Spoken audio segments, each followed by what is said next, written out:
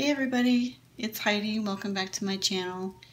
Today I am going to share with you the next installment in my completed pages series of videos. So let's just get right into it.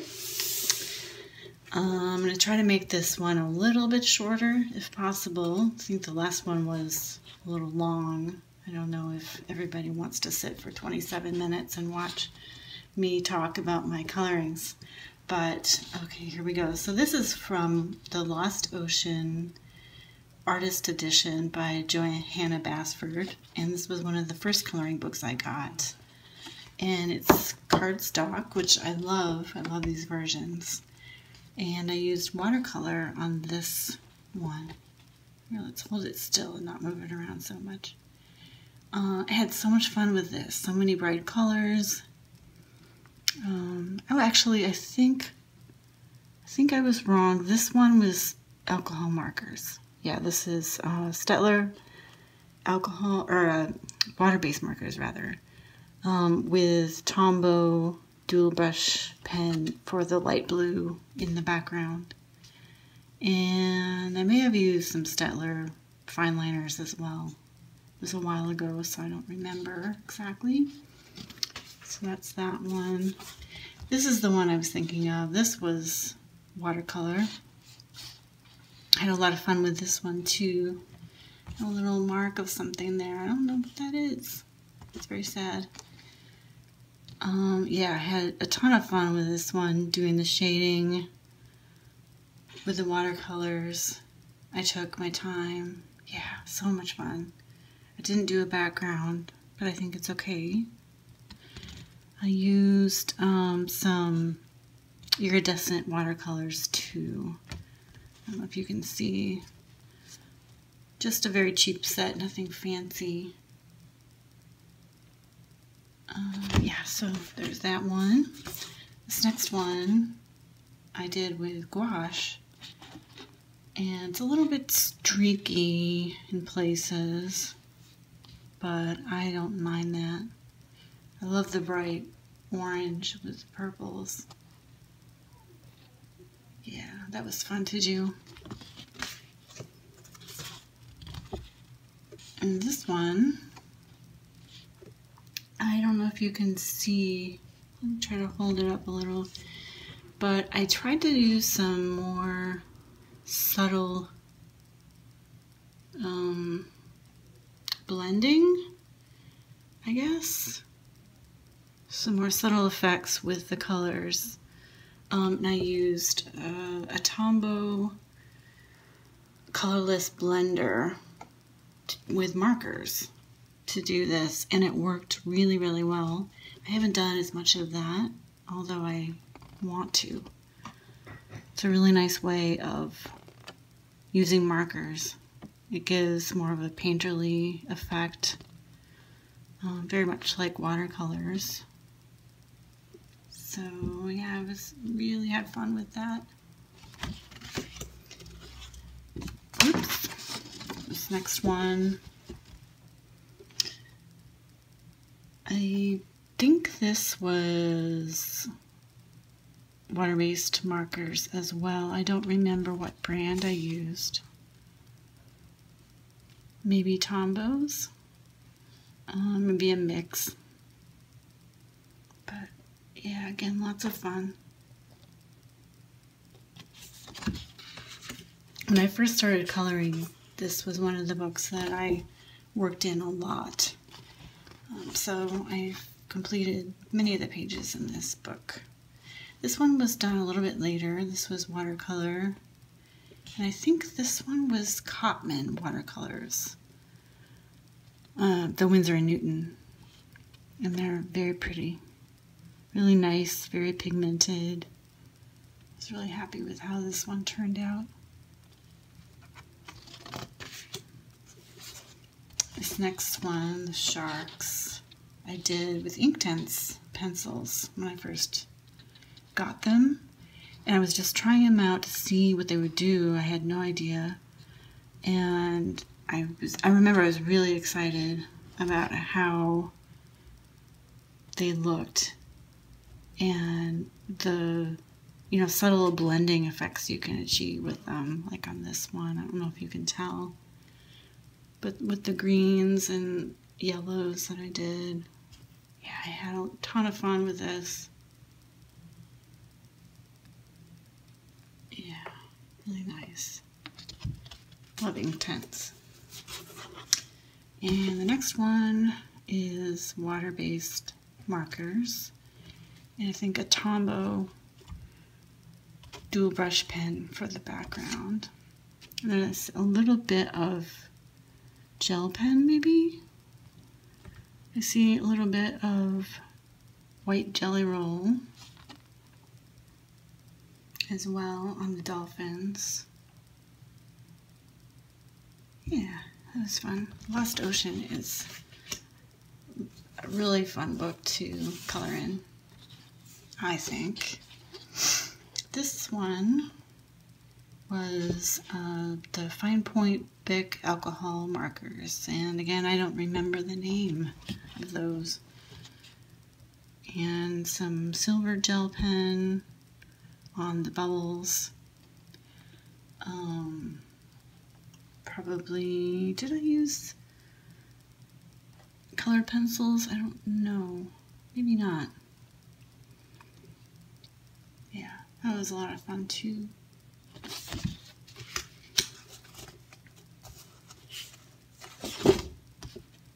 This one is, what did I do for this one? I believe this is water-based markers as well, and this was a little bit quicker. I wasn't quite as inspired with this one. It was just kind of blah. I don't know. It's pretty.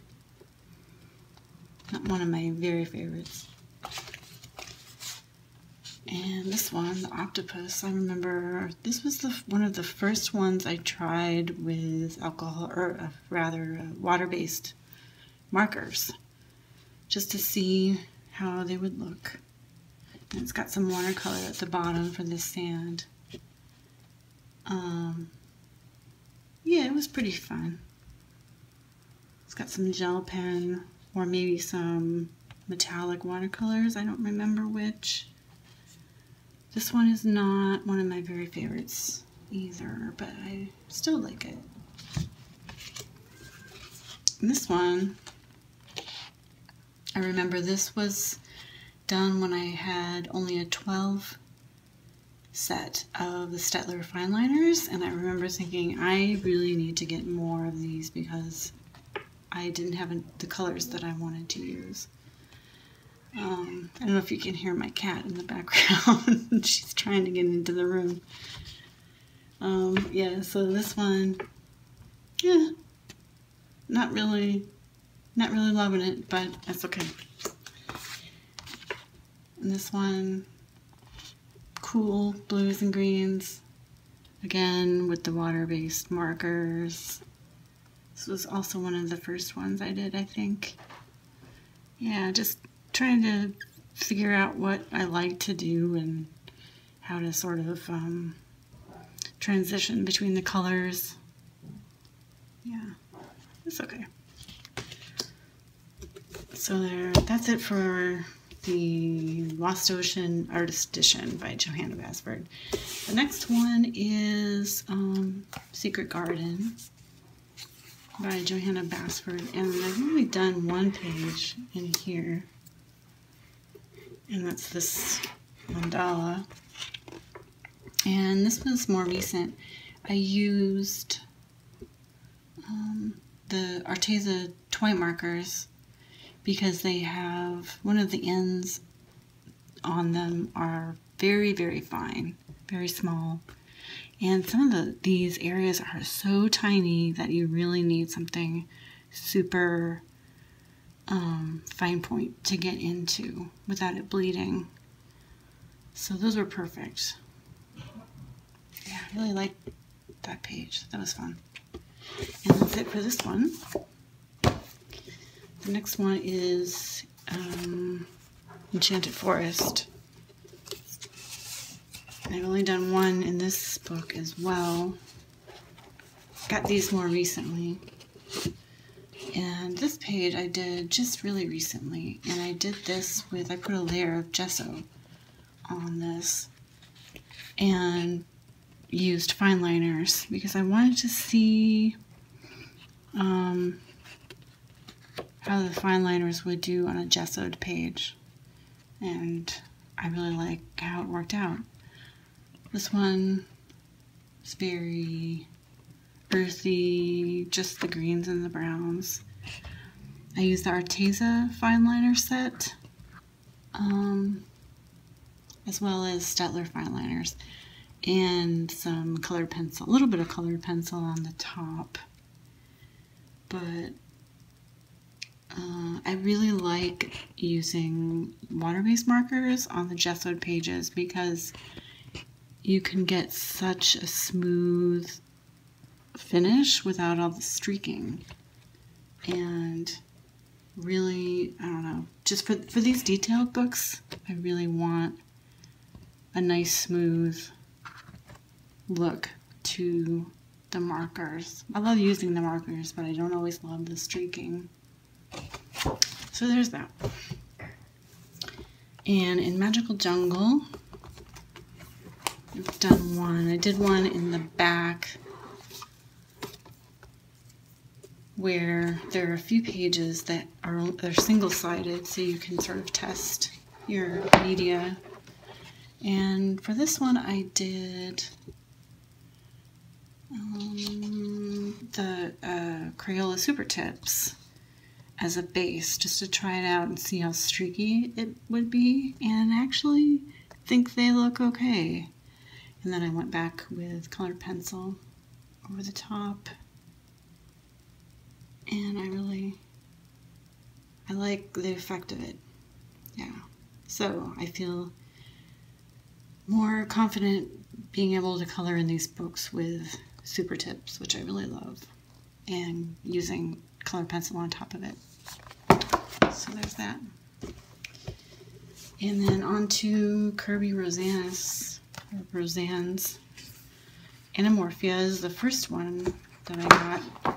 And I bought this book as well as a couple other books used online, which I would not recommend doing. I would not have done that had I known that I was going to get some colored pages, some already colored pages. I should have known that. But so this first page here was partially colored, like in this area up here, with these very bright fine liners, and it really bugged me that it was unfinished, for one thing. So I decided to kind of try and match the original style and go back in with some fine liners, and yeah, I think it worked out. It sort of looks cohesive. It's not my favorite style. It's very kind of bright garish colors, but I think it kind of works.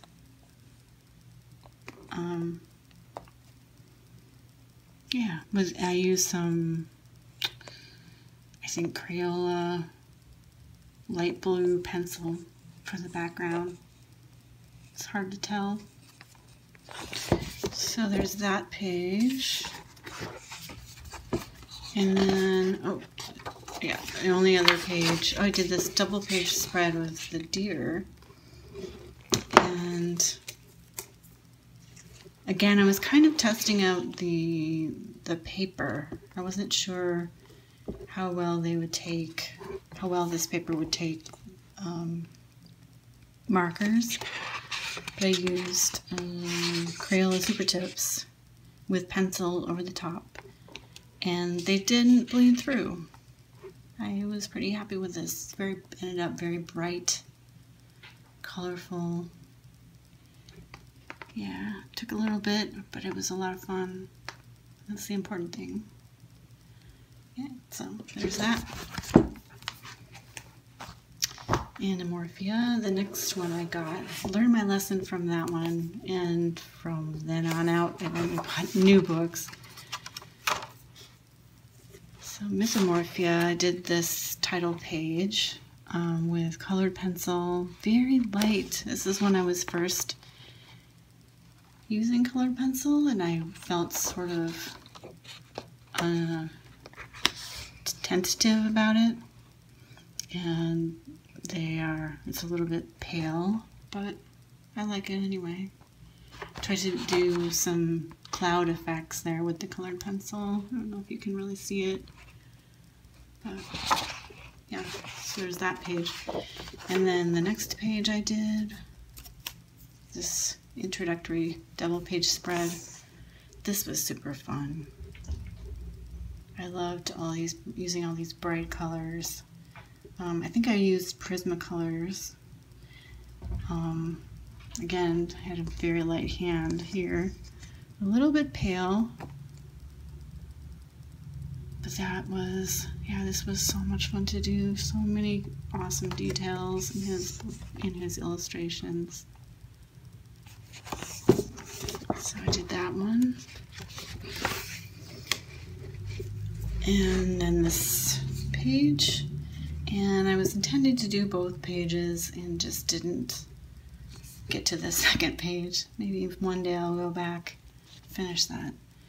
But this was done with Inktense, and I absolutely love how this came out. I love how the Inktense look. They're so bright, so vivid. And I used a Tombow colorless blender instead of water to activate the pigments, and I love how that works because you don't get the buckling of the paper. It's very smooth, hardly any buckling at all. So that's my preferred method for using Inktense. Yeah, so that one, I believe that's the only one in Morphia. And in Geo Mafia, I did one page. And this book is one-sided, so I took advantage of that and used alcohol markers. And I believe I used Blick Studio markers for the top part, the reds and the oranges. And then I used colored pencil for the mountains and for the sky and the trees. And then I put a little gel pen, white jelly roll for the clouds, and I tried to get a very subtle effect, and I think that works fairly well. Can you see that? Yeah, so I like that page.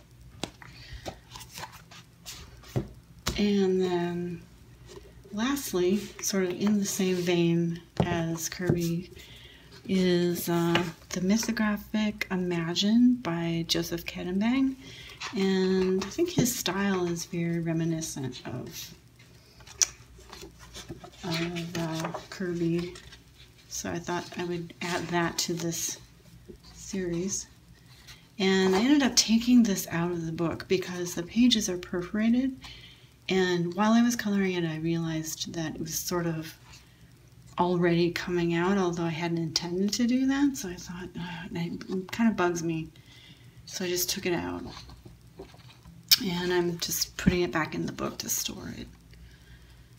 Not ideal, not my favorite thing, but it's okay. So this one I used a combination of alcohol markers. I used the Lemoshay alcohol markers, which I learned about from Lovelia's Coloring. A relatively inexpensive set of markers, and you have so many colors. I love them. They're great. And I used colored pencil on the top, and I don't recall which brand I used, although I should. I didn't do it very long ago. I think perhaps they were I don't know, it doesn't matter.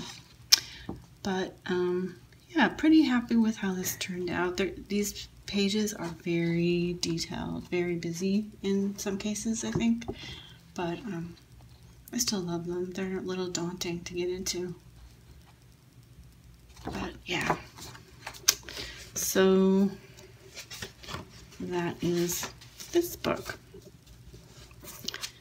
And so that's it for part 2. I hope you enjoyed that. Thank you for watching. I will be back for part 3. And I hope you're all well, staying safe, and I will see you in the next video.